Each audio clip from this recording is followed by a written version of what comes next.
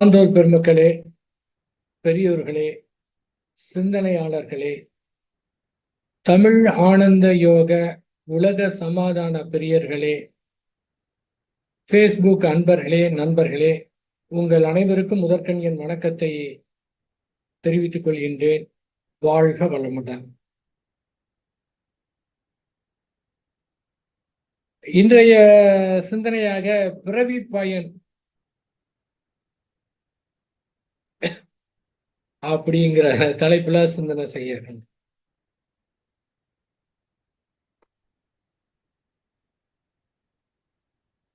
உலகிலே பல்வேறு விதமான ஆன்மீக அமைப்புகள் இருக்கின்றன. பல்வேறு குருமார்கள் இருக்கின்றார்கள்.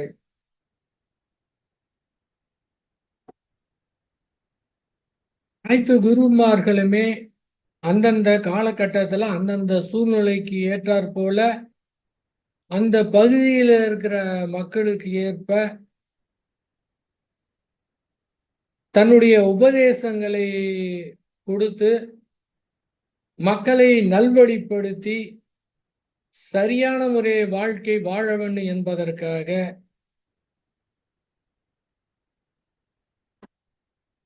அற்புதமாக சேவை புரிந்திருக்கின்றார்கள்.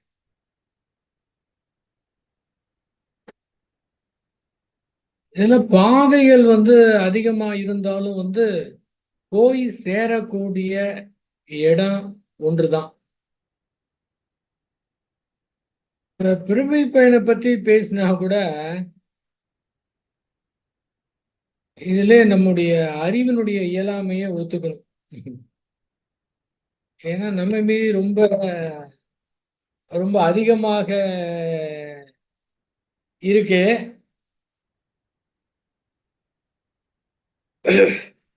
நான் பேசுவதுதான் கரெக்டுன்னு சொல்ல முடியாது.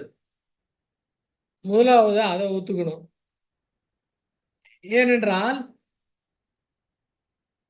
எதையுமே நம்ம பிடித்து வைக்காம இருக்கணும்.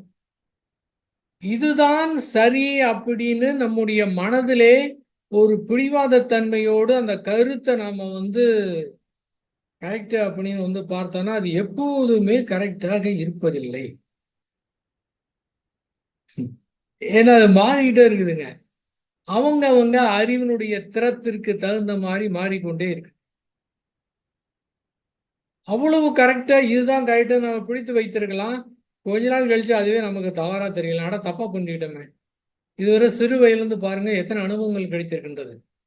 அதுதான் என்று சரி என்று அதுக்கு மேல எதுவுமே கிடையாது அப்படின்னு இருந்தான். பார்த்தா காலத்தால இயற்கை என்னமோ பாடத்தை கொடுத்து அது மாற்றி அமைத்து கொண்டே இருக்குது. அப்படி பார்த்தா அதுக்கு எல்லையே கிடையாது.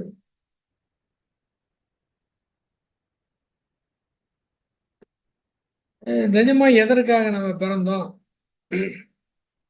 இது எல்லோருடைய மனதிலும் எழுவது கிடையாது. ஏன்னு கேட்டீங்கன்னா இந்த பேசிக் நீட தேடி அதை சரி பண்றதுக்கே நேரம் சரியா போயிருது. இதெல்லாம் சிந்தனை பண்றதுக்கு அங்க நேரம் கிடையாது. அவ்வளவு பேர் இருக்கிறாங்க. கோடிக்கணக்கான பேர் அப்படி இருக்கிறாங்க. கோடிக்கணக்கான பேருக்கு ஓடிட்டு இருக்கிறாங்க. அப்ப பேசிக் நீடெல்லாம் நிறைவு பெற்று அதுல கூட நிறைவு இல்லாம இன்னும் வேணும் ஓடிட்டு இருக்கிறவங்க அதுல ரொம்ப பேர் இருக்கிறாங்க. கொஞ்சம் பேரு தான். எதுக்காக நம்ம பிறந்தோம்? இது கூட எப்போ வரும்? நல்ல மகிழ்ச்சியாக ஜாலியாக இன்ப உணர்வு ஏற்பட்டதுன்னா இது கூட வராது. எப்போ வரும்? எப்போ வரும்னா வாழ்க்கையிலே ஒரு துன்பம் வரும்போது தான். அந்த துன்பம் வந்தது கூட நம்முடைய அறிவை கொண்டு சமாளித்து அதில் மீண்டு வந்துட்டா கூட அது கூட வராது. ஆக நம்மலாம் பெரிய ஆள், நம்மலாம் எது வேணாலும் சமாளிச்சிருவேன்னு தோணும். நம்மையும் மீறி ஏற்படக்கூடியதுலேருந்து வெளியில வர முடியாம தவிக்கும் போது அது எதுக்காக இந்த மாதிரி நாம பிறந்தோம்? மனித பிறவியுடைய நோக்கம் என்ன? எதற்காக பிறந்தோம்? ஸ்ரீ வேதாத்திரி மகரிஷி அவங்க சொல்லுவாங்க, உண்டு திரிந்து உறங்கவோ பிறந்தோம் என்று நினைந்ததனால் ஏன் என உணர்ந்தோம். சாப்பிட்டு தூங்கிட்டு அப்படியே திரிஞ்சுக்கிட்டு இருக்கிறதுக்காக பிறந்தோம். அப்புறம் எதுக்கு தான் பிறந்திருக்கிறோம்? இருந்தாலும் சரி, வேதாத்திரி மகரிஷி அவங்க சொல்லுவாங்க, அதாவது யாரா இருந்தாலும் சரி, தெரிஞ்சவங்களா இருந்தாலும் சரி, தெரியாதவங்களாலும் சரி, புரிந்தவர்கள் புரியாதவர்கள் யாரா இருந்தாலும் சரி, மனிதர்கள் என்றால், ஆறாவது அறிவு படைத்த மனிதர்கள் என்றால் அவர்கள் அத்துணை பேருமே அறிவினுடைய முழுமை நோக்கி சென்று கொண்டிருக்கின்றார்கள். தங்களை அறியாமலே. எப்படிங்க? தங்களை அறியாமலே முழுமை நோக்கி சென்று கொண்டிருக்கின்றார்கள். எல்லாருமே அந்த முழுமையை நோக்கி தான் போயிட்டு இருக்கு. ஆனா அந்த எவ்வளவு காலம் வாழ்ந்திருக்கிறாங்கன்னு, எவ்வளவு தூரம் போகணும், எல்லாமே அவங்க அறிவை கொண்டு செய்யக்கூடிய செயலை பொறுத்திருக்கின்றது. இது மட்டும்தான் செயல் விளைவு தத்துவத்திலே தெளிவாக புரிந்து கொள்ள வேண்டும். எவ்வளவு பேர் இருக்கிறாங்க, பல்வேறு தரப்பட்ட அறிவு நிலையில் இருக்கிறாங்க. இந்த பிறவி இவங்க இதை அனுபவிக்கிறதுக்காக, இதை புரிஞ்சுக்கிறதுக்காக வந்திருப்பாங்க. இன்னொருத்தர் வேற எதுக்காக வந்திருப்பாங்க. எக்கச்சக்கமா இருக்குதுங்க. ஒருத்தருக்கு ஆயிரக்கணக்கான பிறவியா இருக்கலாம். சில பேருக்கு நூற்றுக்கணக்கான பிரிவா இருக்கலாம். சில பேர் லட்சக்கணக்கான பிரிவா இருக்கலாம். சில பேருக்கு கோடிக்கணக்கான பிறவிகளா இருக்கலாம். இங்க தொடர்பு கொள்ளும் போது யாரு, எவ்வளவு காலம், என்ன இது எதுவுமே யாருக்குமே புரியாது. இப்போ வந்த நோக்கம் என்ன? எதற்காக வந்திருக்கின்றோம்? எதற்காக பிறந்திருக்கின்றோம்?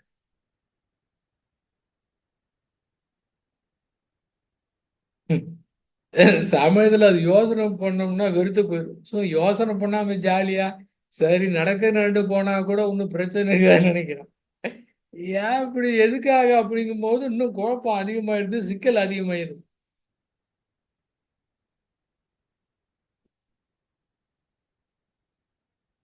இப்போ உண்மையாகவே இந்த பிறவியினுடைய பயன் என்ன? எதுக்கு இந்த விளையாட்டுலாம் எதுக்கு? நம்ம அறிவை கொண்டு அதான் புரிஞ்சுக்க முடியாதுங்க, கேட்க முடியாதுங்க. ஏதோ இந்த பிறவியில ஏதோ ஸ்ரீ வேதாத்திரி மகரிஷி அவங்களுடைய இது ஏதோ கேட்டு தப்பி தவறி போயிட்டு இவ்வளவு நாள் இருக்கிறதுனால இதை பேச முடியுது. இல்லைன்னா நாமும் இந்த நாள் வர அவரிடம் போய் தியானம் கற்றுக்கொண்டு பல்வேறுலாம் நிலை அடைந்து இத்தனை வருட அனுபவத்துக்கு பிறகு இப்போது இந்த நிலையில இருக்கிறோம்னா, அவருடைய அறிமுகம் கிடைக்கவில்லை என்றால் அதுல நம்ம கத்துக்கலைன்னா இப்போது நாம் வாழ்க்கையிலே என்ன செய்து கொண்டிருப்போம்?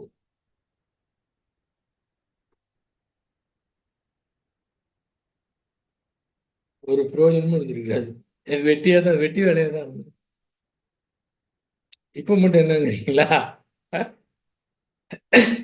இப்போ வெட்டி வேலையா இருந்தாலுமே அந்த அந்த நோக்கிய பயணத்துல ஓரளவுக்கு அந்த ஒரு இது தெரிந்திருக்குங்க.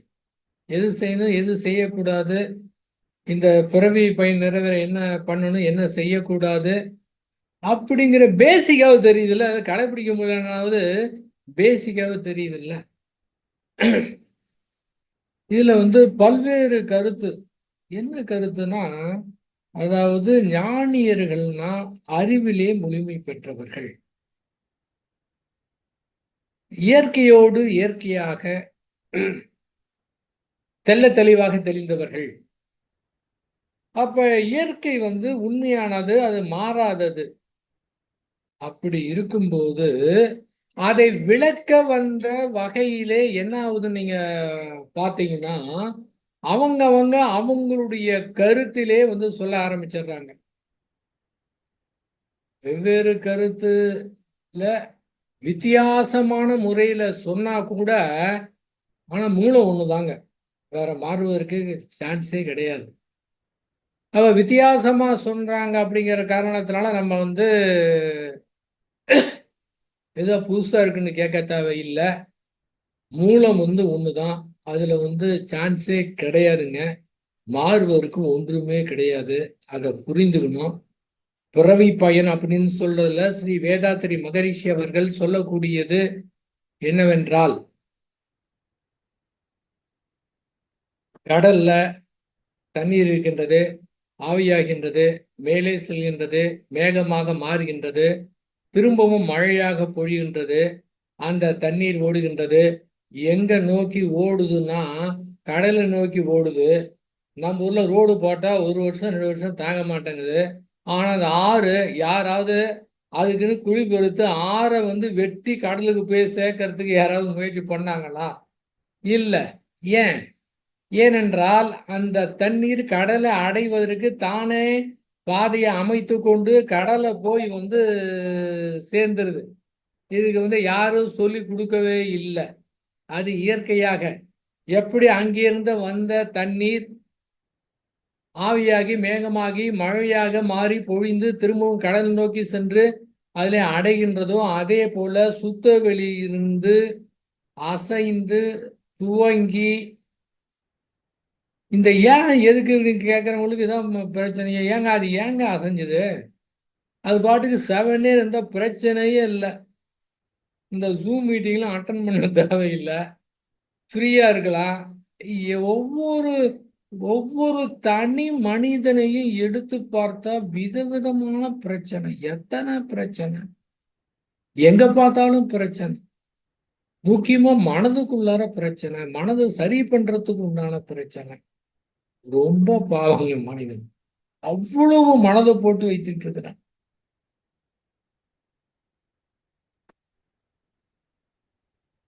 அப்ப அசைந்து இத்தனை தன்மாற்றம் ஆகி திரும்ப மனிதனாக பிறந்து இந்த 6வது அறிவை கொண்டு அடுத்தடுத்த பிறவி எடுத்து திரும்பவும் எங்கிருந்து வந்தோமோ அந்த சுத்த வெளியோடு கலகணும். அடே அப்பா, எவ்வளவு நாளாம் இது அவரு சொன்னதுனால, ஸ்ரீ வேதாத்திரி மகரிஷி அவங்க சொன்னதுனால நமக்கு தெரிஞ்சது. இருந்தாலும் அவர் சொல்லியிருக்காரு, அறிந்தோ அறியாமலோ அவங்க அத்தனை பேரும் முழுமை நோக்கி தான் போயிட்டு இருக்கிறாங்க. அவங்க தியானம் பண்ணாலும் சரி, தியானம் பண்ணா விட்டாலும் சரி, எல்லாமே அந்த தன்னை அறியாமே அந்த முழுமை நோக்கி போயிட்டு இருக்கிறாங்க. அந்தந்த பிறவியில அடியை கொடுத்து இயற்கை சரியான செம அடி.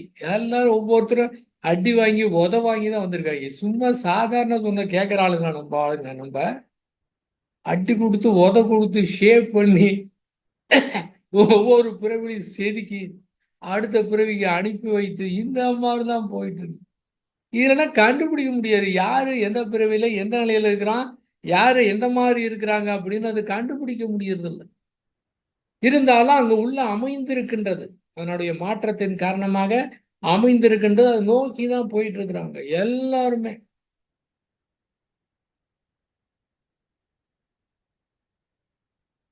அப்ப உண்மையாகவே பிறவி பயன் என்றால் என்ற எதற்காக நாம் பிறந்திருக்கின்றோம்? நிச்சயமாக அது 700 கோடி பேரா இருந்தாலுமே 700 கோடி பேர் இந்த பூமிக்கு வந்திருக்கிறாங்கன்னா கண்டிப்பாக ஒரு தனிப்பட்ட ஒரு காரணத்துக்காகவே இங்க அனுப்பி வைக்கப்பட்டிருக்கின்றன. அதுல சந்தேகமே கிடையாது, தற்செயலாம் கிடையாதுங்க. அந்த வினைப்பதுக்கு தகுந்த மாதிரி ஒரு குறிப்பிட்ட வேலையை அனுப்பி வச்சிருக்கிறாங்க ஒவ்வொருத்தரும். எவ்வளவு பேர் பாருங்க, எத்தனை விதமான அறிவு நிலை படைத்தவர்கள் இருக்கிறாங்க பாருங்க, எவ்வளவு வேலைகள் பார்க்கறாங்க பாருங்க.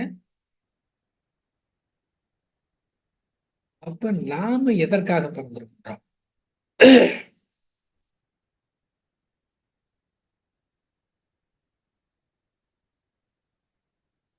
நாம எதற்காக பிறந்திருக்கோம்னு நம்ம கூர்ந்து பார்த்தோம்னா ரொம்ப கஷ்டம்தான். இருந்தாலும் சிறு வயதிலிருந்து நமக்கு எது அடிக்கடி திரும்ப திரும்ப செய்வதற்கு பிடித்து, யாரு எதிர்த்தாலும் சரி, யாரு தடை ஏற்படுத்தினாலும் சரி, அதையே செய்து தீருவேன்னு புரிந்து கொண்டு அதையே செய்றாங்களோ அதுதான் பிறந்திருக்கணும். அவ்வளவுதான். துன்பம் கொடுக்குறாங்கன்னா அவங்க அதுக்குதான் பிறந்துறாங்க. யாருன்னு கேட்க மாட்டாங்க. இந்த பிறவியில தண்ணி போடுறதுக்கு பிறந்தாங்கன்னா அவங்க அதை தான் செய்வாங்க. ஒன்றும் பண்ண முடியாது. யார் சொன்னா கேட்பாங்களா? அதுக்காக பிறந்தது. இதுல பாடம் கட்டு வெறுத்து போய் அடுத்த பிறவில தண்ணியே போட மாட்டேன்னு போவாங்க. இது மாதிரி பாருங்க, இது மாதிரி எவ்வளவு காரணங்கள் எவ்வளவு இருக்குது பாருங்க. சரி, இருந்தாலும் இந்த பிறவி பயனை இந்த பிறவில நம்ம நிறைவேற்றிட்டோமா, இல்லைன்னா ரொம்ப பிறவி எடுக்கணுமா, இல்லை கஷ்டப்படணுமா அப்படிங்கிறதுல பல்வேறு இதில் நாம பார்க்கும்போது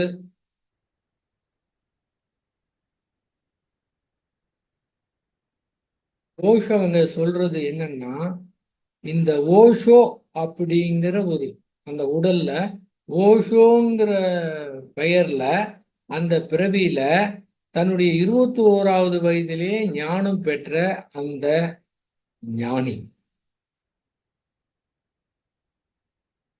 அவரு சொல்லக்கூடியது, இந்த மாதிரி ஓஷோங்கிற இடத்துல ஞானம் பெறுவதற்காக நான் 700 பிறவி எடுத்து இப்ப கடைசியா இங்க இந்த இதுல வந்திருக்கேன். எல்லாம் புரிஞ்சிச்சு. அவரு டிக்ளரே பண்ணிட்டாரு, என்ன பகவான், நான் பகவான் நான் தான் கடவுள். அவர் டிக்ளேர் பண்ணார். ரொம்ப ஞானிகள் டிக்ளேரே பண்ணாம நான் கடவுளாவே ஃபீல் பண்ணியிருக்கிறாங்க. உண்மையாக 6வது அறிவு பழத்துல அத்துணை பேருமே கடவுள் தான். ஏன்னா அது தெரியல. ஏன்னா அந்த அந்த என்னன்னு சொல்றது, இந்த வினைப்பதிவு கர்ம வினையெல்லாம் சொல்லக்கூடாது. கர்ம வினையில தூக்கி போட்டோம்னா நமக்கு ஒன்றும் வேலை இல்லைங்கிற மாதிரி ஆயிடுது. அறிவை கொண்டு நாம புரிந்து கொள்ளணும் என்ன மாதிரி அப்படின்னு. அதை புரிந்துகிட்டா எல்லாருமே கடவுள் தான். ஸ்ரீ வேதாத்திரி மகர்ஷி குரு பரஞ்சோதி மகான் நான் கடவுள் அப்படின்னு ஒரு புத்தகமே எழுதியிருக்கிறார். இதோட ஓஷோ பாருங்க, இப்ப ஞானியா இருந்தா கூட இந்த பிறவியில தான் தெரியும், முன்னால பிறவி தெரியாது. சில பேர் தெரிஞ்சா கூட வெளியே சொல்ல மாட்டாங்க. இந்த ஸ்ரீ வேதாத்திரி மகரிஷி மாதிரி ரொம்ப சீக்கிரட்டான ஆளுங்க, எதுக்கு அவங்கெல்லாம் போட்டு குழப்பிக்கிட்டு அதை சொன்னோம்னா அதுக்கு ட்ரை பண்ண ஆரம்பிச்சு தெரிஞ்சுக்கிட்டு அவெல்லாம் கம்முன்னு இருக்கிற ஆள். அவர் சிவமாக இருக்கக்கூடிய ஓஷோ அவர்கள். நான் எத்தனை பேரை பார்க்கிறேன், அடேயப்பா, எத்தனை பேரு ஆண்களா பிறந்து பெண்களா பிறந்து ஆண்களா பிறந்து பெண்களா பிறந்து திரும்ப திரும்ப என்கிட்டயே சீடனா இவங்க எந்த பிறவியில ஆணா இருந்தாங்களா பெண்ணா இருந்தாங்க, அப்ப என்ன பேரு கூட அவரு ஞாபகம் வச்சுக்கணும். அது அந்த மூளை எப்படிப்பட்டது பாருங்க. அப்ப இத்தனையும் தாண்டி வரணும் பிறவி பயன் முடிக்கணும்னா. அவரு ஒண்ணு அது மாதிரி சொல்லியிருக்காரு. இவரு மறைமலை அடிகள் என்ன சொல்றாருன்னா, இது தொடர்ந்து போய்கொண்டே இருக்கின்றது. எதுங்க? சுத்த வெளியே அசைந்து விண்ணாகி காற்றாகி நெருப்பாகி நீராகி நிலமாகி ஓரறிவு தாவரம் வந்திருக்கு. இதுல இருந்து இந்த ஓரறிவு தாவரம் கூட திரும்பவும் மறைந்து எல்லாமே போயிட்டு கடைசியாக அந்த சுத்த வெளி போய் அடையணும்.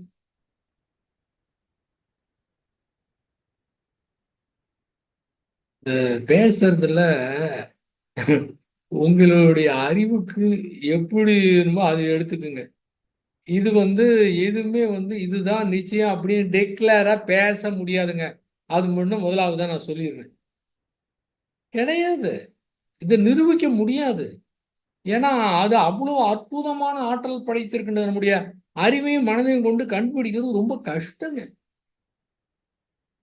நமக்கு எந்த மாதிரி பிடித்ததோ அது மாதிரி எடுத்துக்க வேண்டியதான். அப்போ மறைமலை அடிகள் என்ன சொல்றாரு, இதெல்லாம் தாண்டி வரணும். ஒரு இழந்து அது ஜேர்னி பண்ணி 2வது 3வது 4வது 5 6 6ல இன்னும் எத்தனையோ விதம் இருக்கு. இதுலேயும் செயல் விளைவு தத்துவத்துல சரியாக நடந்து கொள்ளவில்லை என்றால் மனித பிறவியிலிருந்து இன்னும் கீழே போயிட்டு விலங்கா போயிட்டு திரும்பவும் மனிதனா போகணும். இதெல்லாம் பாருங்க. இந்த டாபிக் வந்து பேசக்கூட தேவையில்லை. ஏன்னா இதெல்லாம் அனாவசியமா தெரிஞ்சுக்கிட்டு இன்னும் குழப்பம் தான் ஏற்படும்.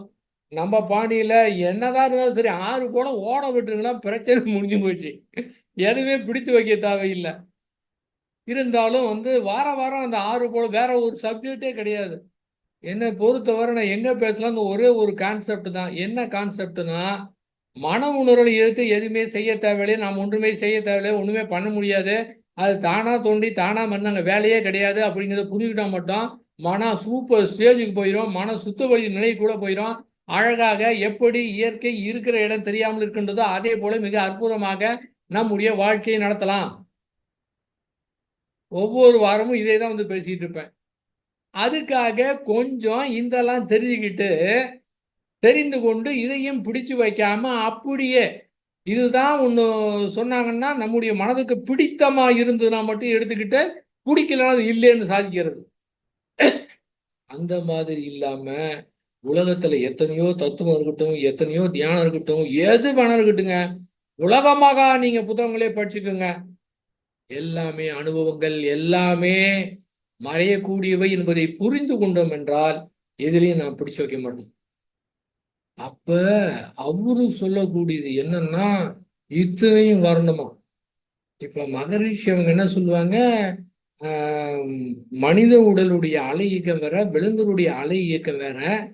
மனிதனா பிறந்துட்டானா இந்த அலை இயக்க இங்க இருந்து வந்து திரும்ப வந்து விலங்காக பிறக்க முடியாதுன்னு சொல்லுவாங்க.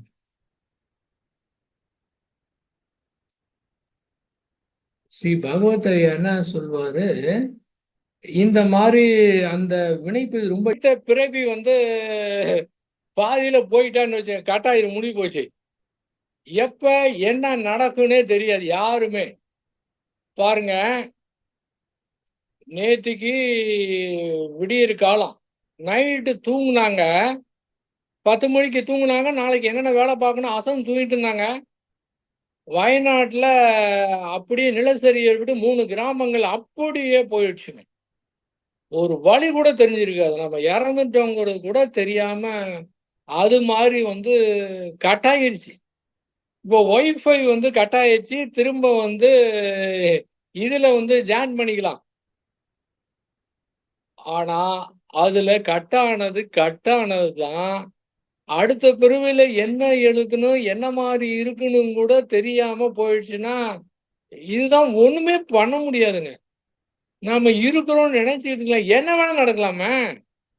ஏங்க அவங்க மலை சரிவுல அந்த மாரி இடத்துல இருந்தாங்க. நிச்சயமா அது சரியாது. அவ்வளவு நாள் இருந்திருக்கிறாங்க. எப்ப சரியும்னு தெரியாது. அதேபோல நாம இங்க இருக்கோம்னா, நம்மலாம் அது மாரி இல்ல. நல்ல பிரதேசத்துல இருக்கோம். நமக்கும் ஒண்ணும் நடக்காதுன்னு சொல்ல முடியாது. என்ன வேணாலும் நடக்கலாம். பாருங்க 150 பேர் இறந்துறான்னு டிக்ளேர் பண்ணியிருக்கிறாங்க. ஆனா 700 பேர தேடிக்கிட்டு இருக்கிறாங்க. என்ன காரணம்? உலகம் முழுவதும் இருக்கிற பூமியில அந்த குறிப்பிட்ட பகுதிகளுக்கு மட்டும் பகுதி இருக்கிற மக்களுக்கு மட்டும் என்ன பாவம் செஞ்சாங்க? அத்தனை பேருமா பாவம் செஞ்சுட்டாங்க? ஒரு ஆளு 2 ஆளு கூட கிடையாதா? அத்தூணை பேருமா? அது நல்ல ஆளோ, கெட்ட ஆளோ அதெல்லாம் அதுக்கெல்லாம் கிடையாது. இந்த இடத்துல இந்த சமுதாய பதிவுன்னு ஒண்ணு இருக்கு பாருங்க. இதான் பெரிய பிரச்சனைங்க. மனிதனா பிறந்துட்டோம்ல.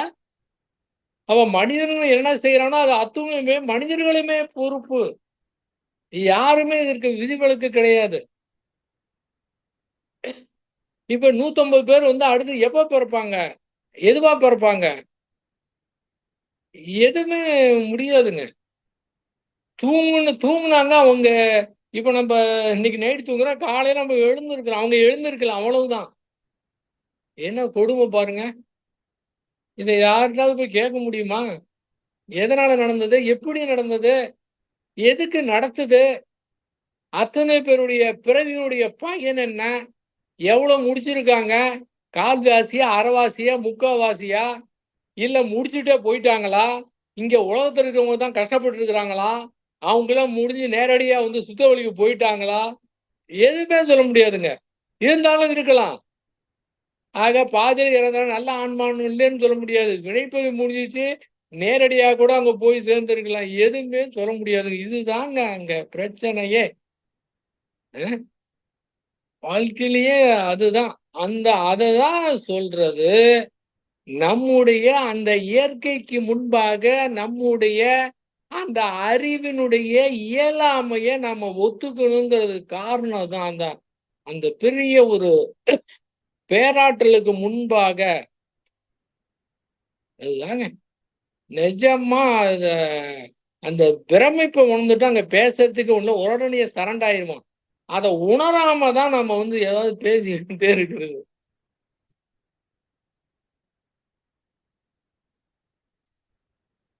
அப்ப ஒரு மறைமலையடிகள் சொல்லக்கூடியது இந்த மாதிரி எல்லாம் வரணும்.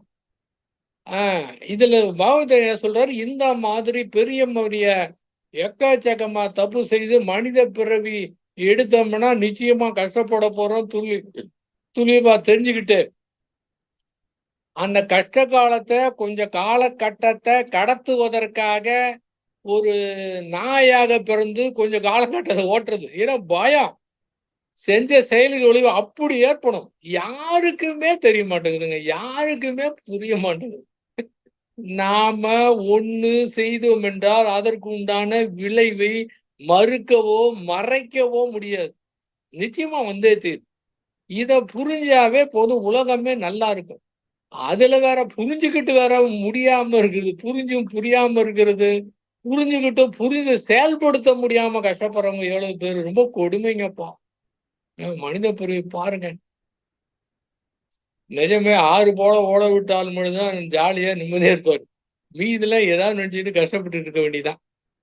அப்ப இத்தனையும் கடந்து வரணும். அப்ப மனித பிறவி வந்துட்டு சரியா நடந்து கொள்ளவில்லை என்றால் எல்லாரும் அந்த முடிவை நோக்கி சென்றாலும் சரி, தெரிந்தோ தெரியாமலோ கூட தப்பு செஞ்சாலும் அதுக்கு உண்டான விளைவு உண்டு. திரும்ப கீழே போகணும், திரும்ப வரணும். விலங்கா போயிட்டு திரும்ப மனிதனா வந்துட்டு மனித பிறவியிலே பல்வேறு நிலை இருக்கின்றது. அதையும் தாண்டி வரணும்னா அப்பா இதான் சொல்லி வச்சாங்க. எத்தனை கோடி பிறவின்னு சொல்லி வச்சாங்க. அவ்வளவு பிறவி தாண்டணும். ஏங்க எதுக்குங்க இதெல்லாம் கேட்க முடியாது. அது செவனேன்னு அசையாம இருந்தா பிரச்சனையே இல்லைல்ல. அதையும் நாம கேட்க முடியாதுங்க. ஒண்ணுமே பண்ண முடியாது. இவ்வளவு பெரிய இது நடத்திக்கிட்டு இருக்கு. அவ்வப்போது அதனுடைய இதை புரிந்து கொண்டு நம்முடைய அறிவினுடைய இயலாமை மட்டும் புரிஞ்சுக்கிட்டா போதும். எல்லாமே கத்துக்கிட்டு எல்லாமே தெரிஞ்சுக்கிறது அது முடியாத விஷயம். ரொம்ப கடினமானது. ஆனா எனக்கு ஒண்ணும் தெரியாதுங்கிறத ஒத்துக்கிறதுல ஒன்றும் கஷ்டமே கிடையாது, பிரச்சனையே இல்லையே. ஏன்னா உண்மை அதுதானே. அவ்வளவு விஷயம் இருக்க. எதுவுமே தெரியாதுன்னு தோத்து போறதுல ஒன்றும் இதுக்கு கஷ்டப்படவே தேவையில்லையே. அதனால அந்த இயற்கையுடைய பேராற்றலை புரிந்து கொண்டு அதை அப்படியே மாறி ரசிச்சவங்க அப்படியே அழகா தன்னால முடிஞ்சதை செய்வங்கெல்லாம் வரப்ப வரட்டும். இப்ப சொன்னதை சொல்லி வைப்போம். இதை கேட்டுக்கிட்டு சில பேர் வரட்டும், அவங்க மூலம் சில பேர் வரட்டும். என்ன அவசரம்? ஏன்னா இயற்கை தெரிஞ்சுதான் அப்புறம் அவசரப்பட மாட்டாங்க. எல்லாமே ஒண்ணுதான். எல்லாமே தெரிஞ்சாலும் ஒண்ணும் பேச முடியும். சரி வரட்டும், இப்ப என்ன அவசரம் அப்படின்னு. இதுல பார்த்தீங்கன்னா இந்த பிறவிங்கிறது போது பேசும்போது மகரிஷி அவங்க சொல்லியிருப்பாங்க. ஒரு நன்மணி சார உங்களுக்கு எக்கச்சக்கமா இதை விவரித்திருக்கிறார். இந்த சாலோகம், சாமீபம், சாரூபம், சாயுட்சம் அப்படின்னு பல்வேறு உடலை விட்டு பல்வேறு நிலையில் இருக்கக்கூடியது. இதுல இது ஆட்டோபயோகிராபி யோகி அவரு பரமஹம்சர். அவரு அந்த புக்ல இது மாதிரி யாருமே ஓப்பனா எழுதியிருக்க மாட்டாங்க. ரொம்ப கிளீனா எழுதியிருக்கிறார். அது எனக்கு ரசித்த விஷயம் என்னன்னா, அவருடைய குரு யுக்தேஸ்வரர். அவரு ஒரு முறை கும்பமேளா நடக்குது இவரு ரிஷிகேஷ்ல. இவரு போறேங்கிறாரு. அவரு அவருடைய குரு போவேணாங்கிறாரு. அதையும் மீறி இவர் போறாரு. ஏன்னா அவருக்குலாம் சில ஆற்றல் எல்லாம் இருக்கு. அதாவது அங்க சூக்குமா இருக்கவங்க எல்லாம் கூட அந்த இடத்துக்கு வருவாங்க. சில இது நம்மளால அவங்கள கண்டுபிடிக்க முடியும். சாதாரணமா மரத்தடியெல்லாம் பேசிட்டு இருப்பாங்க. அவங்க எல்லாம் பார்த்து எனர்ஜி கிடைச்சா நம்ம இந்த நல்ல நிலைக்கு போயிடலாம் அப்படிங்கிற நோக்கத்தோடு அவரு போறாரு. ஆனா குரு என்ன சொன்னாருன்னு அவரு சிந்தனை பண்ணல, போனாரு. அங்க போனது பிறகு பாத்தீங்கன்னா அவர் ஒரு டெலகிராம் வருது, அந்த குரு இறந்துட்டாருன்னு. என் குரு ஏன் போவேணான்னு சொன்னாரு? நான் இறந்துரும் அதனால போவான்னு சொன்னாரு. ஆனா ஓப்பனா நான் செத்து போயிடுவேன்டா நீ போவாதடா சொல்ல முடியும்? ஓப்பனா யாரும் அவங்கெல்லாம் யாரும் ஓப்பனா பேசவே மாட்டாங்க. நம்ம தான் குறிப்பு இருந்து அவங்க என்ன சொல்றாங்கன்னு தெரிஞ்சுக்கணும். அவர் போனதுக்கு பிறகு நான் பார்க்கலேன்னு ஏங்கறதுல அர்த்தமே கிடையாது. இருக்கும்போது கோட்டை விட்டுட்டு. அவரு திரும்ப வராரு. வந்து பார்த்துட்டு இவருக்காக வெயிட் பண்றாங்க. அப்புறம் இவரே போய் வந்து இடுகாட்டுல போய் அவருடைய உடலுக்கு இவரே வந்து தீ வைக்கிறார். இந்த நிகழ்வு நடந்ததுக்கு பிறகு 6 மாதத்துக்கு பிறகு இந்த புத்தகத்துல குறிப்பிட்டிருக்க நீங்க படித்து பாருங்க. அதுல எக்கச்சக்கமான அனுபவங்கள்லாம் இருக்கும். பார்த்தா நம்மளால அதெல்லாம் வந்து இதெல்லாம் பொய் சொல்றாரு அப்படிங்கிற மாரி இருக்கும். ஆனா அவர் நிச்சயமா பொய் சொல்ல மாட்டாரு. அவ்வளோ ஆச்சரியமா இருக்கும். அதுல அவர் சொல்றாருன்னா, ஒரு பாம்பேல ஒரு ஹோட்டல்ல வந்து அவர் தங்கி இருக்கிறார். அப்போது அந்த யுக்தேஸ்வரர் அவருடைய குருநாதர் அப்படியே அந்த பூத உடலோடு இவருக்கு நேருக்கு நேர் காட்சியே குடுக்குறாரு. அவருக்கு ஆச்சரியமாயிடுச்சு. நான் தானே இந்த உடல வந்து நெருப்பு வச்சு இது பண்ணி சாம்பலாக்குனேன். எப்படி இந்த உருவம் கிடைச்சது? இது கோடானு கோடி அணுக்களின் கூட்டாக அவர் இறந்தபோது என்ன வயதோ அந்த கோடானு கோடி அணுக்கள் கூட்டு இருந்துச்சு. நெருப்பு வச்சோன்னா அந்த அணுக்கள்லாம் பிரிந்தது. அவரு அத்தனை அணுக்களையும் சேர்த்து உடலாக இப்போது காட்சி கொடுக்கிறார். இந்த உருவத்துல ரொம்ப நேரம் இருக்க முடியாது. சில உண்மையை நான் சொல்றேன்னு சொல்லி இப்ப அவர் எப்படி இருக்கிறாருன்னா, இந்த சாலோக, சாமீப, சாரூப, சாட்சிய பத்தி பேசணும் பார்த்தீங்களா? அதுல அவர் இருக்கக்கூடியது இப்போது நான் எங்கே இருக்கின்றேன் என்றால், அந்த சக்தி களத்துல இருக்கிறேன். இதுல வந்து நல்ல நிலை வந்து அந்த சக்தி களத்துக்கு வந்திருக்கிறவங்களை எல்லாம் பார்த்து, திரும்பவும் சுத்த வெளியோடு அனுப்புதான் என்னுடைய வேலை அப்படின்னு ஓப்பனா அங்க பேசியிருக்கு. இந்த புத்தகத்த எவ்வளவு பேர் படிச்சாங்கன்னு தெரியாது. எத்தன பேர் படிச்சவங்களுக்கு என்ன புரியும்ன்னு தெரியாது. இது மாரி பல்வேறு தரப்பட்ட அறிவு நிலை இருக்குதுங்க. பாருங்க அந்த பிறவி பயணம் முடிக்கணும்னா எப்படி போகணும்? அங்க இருந்து போறதுக்கு ஒரு ஆள் தேவைப்படுது. எது? உடல் விட்டு போனால் கூட. இதுக்கு மேல சில கண்ணுக்கு தெரியாத உடல்லாம் இருக்குது.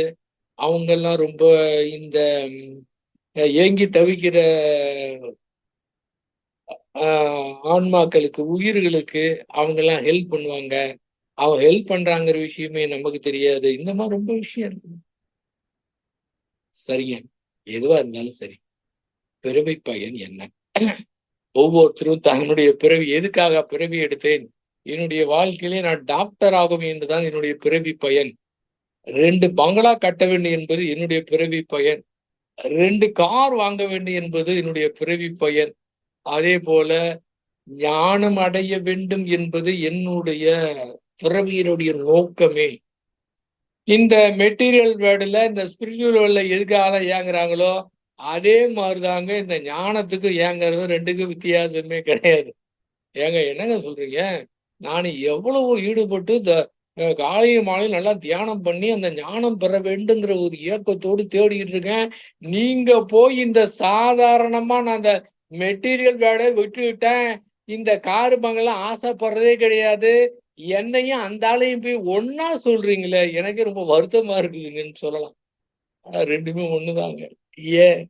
ஏனென்றால், ஞானம் என்பது 6வது அறிவு படைத்த மனிதனிடத்திலே இயல்பாக இருக்குது.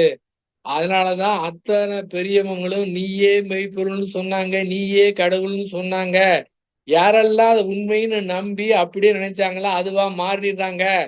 பிறவி பயனை இறந்ததுக்கு போய் அடையறதில்ல. இப்போதே அந்த நிலைக்கு போயிடுறாங்க. இப்போது உடலோடு, உயிரோடு இருக்கும்போதே அந்த நிலைய உணர்ந்து கொண்டு, புரிந்து கொண்டு, அற்புதமாக இயற்கையோடு இயற்கையாக அழகாக ரசித்து வாழ்க்கை நடத்துகின்றார்கள். ஸ்ரீ அருள் தந்தை யோகிராஜ் வேதாத்திரி மகரிஷி அவர்களும் சொல்லக்கூடியது இதுவே. என்னவென்றால், அந்த சுத்த வெளி அசைந்ததே தன்னைத்தானே ரசித்துக் கொள்வதற்காக எடுக்கப்பட்ட உருவந்தான் மனிதன். எப்படி? தன்னைத்தானே ரசிக்கிறதுக்கு. ஆக தன்னைத்தானே ரசிக்காம ஏன்டா இங்க வந்து பொறந்தோம், இவ்வளவு கஷ்டப்பட வேண்டியதா இருக்குதே, இன்னும் என்னென்னமோலாம் இருக்குதுன்னு எவ்வளவு கஷ்டம் மனதின் மூலமாக. ம். ஒவ்வொரு தனி மனிதனும் ஒவ்வொரு தனி மனிதனும் தன்னுடைய மனத வச்சுட்டு எவ்வளவு கஷ்டப்படுறாங்க. மனம் இல்லாதவங்களும் எவ்வளவு ஜாலியா இருக்கிறாங்க. ம். 5 அறிவு விலங்கு கூட அழகா ஜாலியா இருக்கு. ஏன்னா, அந்த முன்னேற்ற பாதையில அது முடியாது. அப்படி நின்னுரும். அடுத்தது இங்க வந்தாகணும். அதனால அடுத்த பிறவியின் அதெல்லாம் இல்லாம இப்போது இருக்கக்கூடிய இந்த நேரத்துல, இந்த நிகழ்காலத்திலே நாம் இருப்பது மிக உயர்ந்த நிலை, ஒரு நல்ல நிலை. இது கற்பனை கிடையாது. இருக்கக்கூடியதை அப்படியே ஏற்றுக்கொண்டு, நான் சொல்லக்கூடிய அகத்துல புறத்துல இருக்கிறத அப்படியே ஏத்துக்க வேணாம்னு சொல்ல. புறத்துல உங்களுக்கு என்ன வேணுமோ அதெல்லாம் செய்து பயனடைந்து வெற்றி பெறணும். யாரையும் வேண்ட தேவையில்லை, வாடத் தேவையில்லை, நாடத் தேவையில்லை. அறிவு பயன்படுத்தி செயலை செய்து எவ்வளவு மேக்ஸிமம் நம்மளால என்ன செய்ய முடியுமோ அதை செய்து நம்ம மீறி இருக்கிறத நம்ம மீறிய சக்தியில ஒப்படைத்துக்கிட்டு ஃப்ரீயா ஜாலியா இருக்கும். இது புரியணும். அடுத்ததாக அகத்தை பொறுத்தவரை ஒண்ணுமே செய்ய தேவையில்லை. நம்முடைய இயல்பாகவே அதுதான். அதற்காக ஏங்க தேவையில்லை. ஏங்கி எந்த மாதிரி முயற்சி செய்கின்றோமோ அந்த முயற்சியே இன்னும் பெரிய சிக்கலை ஏற்படுத்தி விடும். அப்புறம் எதுக்கு இவ்வளவு பேர் சொல்லி இருக்கிறாங்க, நீயே மெய்ப்பொருள்னு சொல்லியிருக்காங்க, நீயே கடவுள்னு சொல்லியிருக்கிறாங்க, நான் கடவுள் அப்படின்னு இருக்கிறாங்க, இன்னும் எத்தனையோ எல்லாம் சொல்லி வைத்திருக்கிறாங்களே. அப்ப அவங்களாம் எப்படி அதை சொன்னாங்க? அவங்க பொய் சொல்லலையே. பழங்காலத்துல இந்த பக்தி யோகத்துல அந்த மாதிரி நம்பிக்கை அடைந்தவங்க தான் ஞான நிலை அடைஞ்சிருக்கிறாங்க. இயற்கையிடம் தோற்றவர்கள் ஞான நிலை அடைந்திருக்கிறாங்க. அத்துணூருமா அந்த நிலையில அடைந்திருக்கிறாங்க. அதனால பிறக்குன்னு நினைச்சு நாம பிறக்கல, வந்துட்டோம். ஒரு நாளைக்கு போதும். இப்ப வயநாட்டுல நடந்த பாருங்க, யாருக்கு என்ன தெரியும்? ஒரு நாளைக்கு போதும், இதுல கிடையாது. போனாலும் சரி திரும்ப இது மாதிரி வந்து ஆக வேண்டும். அந்த தெளிவு கிடைக்கிறவர் இயற்கை விடாது. நல்ல நினைவுல வைத்துக்கணும். எதற்காக துன்பம் கொடுக்குது? இன்பம் கிடைச்சதுன்னா நிச்சயமா அதுல எச்சரிக்கையா இருக்கணும், ரொம்ப கவனமா இருக்கணும். ஆனா துன்பம் வந்தா அந்த துன்பத்துக்கு பின்னாடி ஏதோ ஒரு நன்மை இருக்கின்றது. அதை கொண்டு போகணும்னா, ஷேப் பண்ணுனா, அதை நேருக்கு நேரம் நம்ம அனுபவிக்கணுங்க. அந்த துன்பத்தை நேருக்கு நேரம் அனுபவிச்சாதான் அதனுடைய அனுபவம், அந்த வலி வேதனை தெரிஞ்சாதான் அடுத்த கட்டத்துக்கு போக முடியும். எனக்கு இந்த வலியே இருக்கக்கூடாது, எனக்கு வேதனையே இருக்கக்கூடாது, எனக்கு எனக்கு மட்டும் ஏன் தான் இப்படி கஷ்டம் கொடுக்குதோ, எனக்கு வேற வேலை இல்லையா நம்ம மட்டும் பார்த்துட்டு கஷ்டத்தை கொடுக்கறதுக்கு? அதெல்லாம் எதுவுமே கிடையாது. அப்ப இந்த பிறவியிலே நாம் பிறந்திருக்கின்றோம், நல்ல நிலையில இருக்கின்றோம், நாம் இயற்கையாகவே இருக்கின்றோம், கடவுளாகவே இருக்கின்றோம், ஞானத்துடன் தான் இருக்கின்றோம். இது கற்பனையா அப்படியே சொல்லிக்கிட்டோ இல்ல மந்திரம் மாதிரி உச்சரிக்க சொல்லல. மன உணர்வுகளை எதிர்த்து போராடவில்லை என்றால், அதை புரிந்து கொண்டு விட்டோம் என்றால், அப்படியே குறுக்கிடாமல் இருந்தால், அத எதிர்ந்தாலும் அதை ஏற்றுக்கொண்டோம் என்றால் நாம ஒரு நல்ல நிலைதான். அந்த நிலையில பார்த்தா தெரியும் எப்படி இயற்கை இருக்கிறது, எப்படி ரசிக்கலாம். எல்லாம் காரணகாரியத்தோடு தான் நடக்குது அப்படிங்கிறது தெளிவாக நம்ம புரிந்து கொள்ள முடியும். ஆகவே நாம் மனதை பொறுத்தவரை செய்வதற்கு எதுவுமே கிடையாது. அது சிறப்பாக இருக்கின்றது, ஆறு போல் ஓடிக்கொண்டிருக்கின்றது. அதை மாற்றவோ ஒண்ணுமே நம்ம செய்ய தேவையில்லை. எங்கெல்லாம் அது சரி செய்யக்கூடிய முயற்சியில் ஈடுபடுறோம் அது சிக்கலாகி விடுகின்றது. எதுவுமே சரி செய்ய தேவையில்லை, நன்றாகத்தான் இருக்கின்றது. இயல்பாகவே அந்த நிலையில் தான் இருக்கின்றோம். நீங்க எத்தனை பிறவி எடுத்தாலும் சரி, எத்தனை பிறவியாக எவ்வளவோ கஷ்டப்பட்டு வந்தாலும் சரி, கடைசியாக யாரெல்லாம் அந்த ஞானம் அடைகிறார்களோ அவங்க அத்துணை பேருமே இந்த நிலைக்கு தான் வந்திருக்கின்றார்கள். இன்னும் எதிர்காலத்துல நீங்க இதை இப்போது புரிந்து கொள்ளவில்லை என்றாலும் இன்னும் எத்தனை 1000 பிறவி எடுத்தால் கூட கடைசியாக இந்த ஒன்றை மட்டும் புரிஞ்சுக்கிறது பொறுத்து ஞானம் அடைய போறீங்க. அந்த அரை வினாடி தான். அந்த அரை வினாடினா மனதை எடுத்து எதுவுமே செய்ய முடியாது, அப்படியே விட வேண்டியதான். எப்படி இருந்தாலும் சரி அதெல்லாம் பாதிப்பே ஏற்படுத்தாது. ஆனா என்ன உணர்வு வந்தாலும் சரி, நமக்கு அறிவுக்கு அங்கீகாரம் கொடுத்து அதை செய்யந்தாதான் அதுக்கு செயல்வழித்துவமே தவிர அதை பொறுத்தவரை எதுவுமே கிடையாது என்று நாம் புரிந்து கொண்டு விட்டோம் என்றால் அங்கே பிரச்சனை என்பது எதுவும் ஏற்படுவதற்கு வாய்ப்பே கிடையாது. ஆகவே அவங்கவங்க அறிவை கொண்டு சிந்தனை பண்ணி ஏற்றுக்கொண்டு ஒரு முடிவு எடுங்க. ஏன்னா அத்தனை மகான்களும் அந்த பிறவியை பத்தி எல்லாம் சொல்லியிருக்கிறாங்க. அப்ப பிறவி கடல்ல நீந்தறதுனா அவ்வளவு சாதாரண விஷயம் இல்லைன்னு சொல்லியிருக்கிறாங்க. இந்த காலகட்டத்துல அதுவும் முடியும். இந்த மாதிரி ஏதாவது ஒரு ஸ்டேஜ் வேணும்னு நம்ம முயற்சி பண்ணா கிடைக்கும். ஏன்னா முயற்சி செய்த காரணத்தினால அது அடைஞ்சதுக்கு பிறகுதான் தெரியும் இது கிடையாதுன்னு. ஏன்னா அந்த நிலையை நம்ம தெரிஞ்சுக்கலாம். மகரிஷி அவங்க சொல்லுவாங்கல்ல, அதுவானால் அதுவே சொல்லுன்னு சொல்லுவாங்கல்ல. அந்த நிலை வந்துருச்சுன்னா அது எப்படி இருக்கும் கேட்க வேணாம். அது அதுவே தெரிஞ்சு போயிருங்க. யார்கிட்டையும் போய் கேட்கவே தேவையில்லை. அந்த மாதிரி தெளிவாக, ரொம்ப ஃப்ரீயாக, விடுதலை அடைந்த மனதோடு, முக்தி அடைந்த நிலையோடு நாம இருக்கலாம். ஏன்னா இந்த மாதிரி நிலை படைத்தவங்க தான் பிறவி பயன்னா முடிஞ்சது இல்லாம, சரி முடிஞ்சு போய் அங்க போய் என்ன பண்ண போறோம்? திரும்ப கூட நம்ம பிறக்கலாம். பிறக்கலாம்னா, அதாவது ஒரு ஒரு காரண பிறப்பாக. இன்னும் எவ்வளவோ பேரு தனி மனிதர்கள் தங்களுடைய மனதின் மூலமா கஷ்டப்பட்டுருக்கிறாங்க. அவங்க துன்பத்தெல்லாம் போக்க வேண்டிய என்பது கூட நம்ம இன்னொரு கூட திரும்ப கூட பிறக்கலாம். எல்லாரும் இப்ப கஷ்டத்தை பார்த்துட்டு, ஐயோ எனக்கு வேணாம் வேணாம் இனிமே நான் பிறவியை எடுக்க மாட்டேன்னு சொல்லுவாங்க. ஆனா ஸ்ரீ பகவத்துடைய கருத்து என்னன்னா அப்படிதான் சொல்லுவாங்க. ஆனா புலன் இன்பத்தின் காரணமாக, இந்த இன்ப நாட்டத்தின் காரணமாக இறந்த பிறகே உடனே எனக்கு தான் இன்னொரு பிறவி வேணும்னு ஒத்த கால்ல நிப்பாங்கன்னு சொல்லுவாரு. அதனால நாம அந்த பிறவி பயன் என்கிறத தெளிவா தெரிஞ்சுக்கிட்டு, அது எதுவா இருந்தாலும் சரி, நாம முடிச்சுக்காம திரும்ப நம்ம எத்தனை பேர் இது யாருக்கு வருங்க? தான் மட்டும் இருந்து கொண்டு, தான் மட்டும் அந்த அறிவு முழுமையை பெற்றுட்டு அப்படியே ஜாலியா அப்படியே இருந்துட்டு போலாம்ல. எதுக்காக ஸ்ரீ வேதாத்திரி மகிழ்ச்சி தன்னுடைய 35வது வயதிலே அறிவிலே முழுமை பெற்று 96 வயது வரை எதுக்காக வாழ்க்கை நடத்தணும் அந்த மாதிரி? ஒரு ஆளா எவ்வளவு பேரு கோடிக்கணக்கான மக்களுக்கு அந்த இது கிடைச்சிருக்குதுல்ல. அப்ப தான் மட்டும் அழைச்சிட்டு போயிருவோம் அப்படின்னு இல்லாம இருந்தார்ல. இப்ப அந்த மாதிரி நாம இருக்கிறது மட்டும் இல்ல, இன்னொருத்தர் கூட நம்ம பறக்கலாம். திரும்ப அந்த நினைவோடு பிறந்து இன்னும் ரொம்ப மக்களுக்கு நம்ம உதவி செய்து, பல்வேறு நிலையில அந்த பிறவி பயண மக்களுக்கு தெரிய வைத்து, இந்த ஒரு நல்லுலகமாக, அந்த போர் இல்லாத நல்லுலகமாக வேற எல்லாம் அது நடந்துட்டு தான் இருக்கும். செயல்வழி தத்துவப்படி இப்ப இயற்கை சீரழிவுல ஏன்னா அதுதான் சமுதாய பதிவு தான். மக்களுடைய எண்ணங்களுடைய தொகுப்பு நிறைவுக்கு வரும்போது இந்த மாதிரிலாம் நடக்கும். ஏன் எதுக்கு ஏன் இப்படி ரொம்ப அநியாயமா இருக்க உனக்கெல்லாம் மனசே அதெல்லாம் கேட்க முடியாது. அந்த இடத்துலலாம் அதெல்லாம் ஒண்ணுமே கிடையாதுங்க. அகத்தை பொறுத்தவரை எப்படி ஒண்ணுமே கிடையாது, அது போல அதுக்கு பொறுத்தவரை அதெல்லாம் ஒண்ணுமே கிடையாது.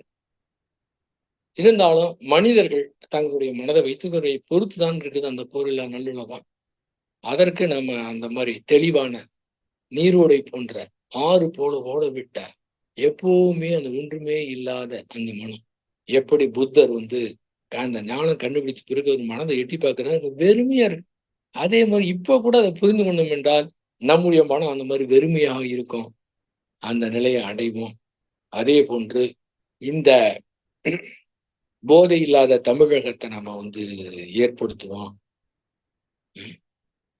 எக்கச்சக்கமா நம்ம கேள்விப்படுறோம். என்னமோலாம் நடக்குது. நமக்கு தெரியாம எத்தனையோ நடக்குது. தெரிந்த நமக்கு மனது கஷ்டமா தான் இருக்குங்க. அப்ப இளைஞர்களை மீட்டெடுக்கணும். அவங்கள போக விடாம தடுக்கணும். நம்முடைய ஒவ்வொருவருடைய கடமை யாருடைய கடமை? நம்முடைய கடமை. அவங்க செய்வாங்க, இவங்க அவங்கெல்லாம் ஒண்ணும் பண்ண முடியாது. வேஸ்ட். அவங்கெல்லாம் எதுவுமே சொல்லக்கூடாது. குறை கூட சொல்லக்கூடாதுங்க. எதுக்கு வேஸ்ட்டா பேசுறீங்கன்னா முடியாது அவங்களால. நாம தாங்க பொறுப்பெடுத்து அந்த மாதிரி போதை இல்லாத திரும்ப திரும்ப எல்லாரும் சின்ன பண்ணி இதை கொடுத்துக்கிட்டே இருந்தோம்னு வச்சுக்கோங்களேன். இது ஒரு நாளைக்கு நிறைவேறும். வேறு வழி கிடையாது. என்ன பண்றது? ஏன்னா இந்த மாதிரி விட்டா அந்த சமுதாயம் அந்த அந்த அடிமையான இளைஞர்களுக்கு பிறக்கக்கூடிய குழந்தை எப்படி இருக்குன்னு பாருங்க. ஒரு தியானம் கற்றுக்கொண்ட இளைஞனுக்கு பிறக்கக்கூடிய குழந்தையும் இதுக்கு அடிமையான குழந்தையும் எப்படி இருக்கும்? இந்த குழந்தை சமுதாயத்துல என்ன செய்யும்? அந்த குழந்தை சமுதாயத்துல என்ன செய்யும்? இதெல்லாம் ஜாதகம் பார்க்கணுமா? தேவையே இல்ல. அந்த மாதிரி நடந்துருங்க. அப்ப தானும் கெட்டு தன்னுடைய வரக்கூடிய குழந்தைக்கும் அந்த மாதிரி சிக்கலை ஏற்படுத்துறவங்கன்னா எவ்வளவு பேர் உலகத்துல இருக்கிறாங்க. அதனால அந்த கருத்தை சிந்தனை செய்து நாம கொஞ்ச நேரம் ஒதுக்கி அதுக்கு என்ன பண்ணணும், நமக்கு தெரிஞ்ச இளைஞர்களை என்ன பண்ணலாம், எப்படி அவங்க போகாம தடுக்கலாம், எப்படி மீட்டெடுக்கலாம் என்று சிந்தனை செய்து அந்த மாதிரி ஒரு போதையில்லா தமிழகத்தை உருவாக்கும் என்று கூறி உங்கள் அத்தனை பேருக்கு நன்றி கூறி அமைகின்றேன். வாழ்க வையகம், வாழ்க வையகம், வாழ்க வளமுடன்.